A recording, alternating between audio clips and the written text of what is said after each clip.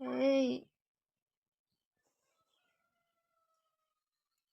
ওঠো, उठो। ओए उठो, चलो खाना बनाओ। ए, ए, चलो खाना बनाओ। রুকো রুকো, সোশ্যাল মিডিয়াতে বর্তমানে এই ভিডিওটা অনেক পরিমাণে ভাইরাল।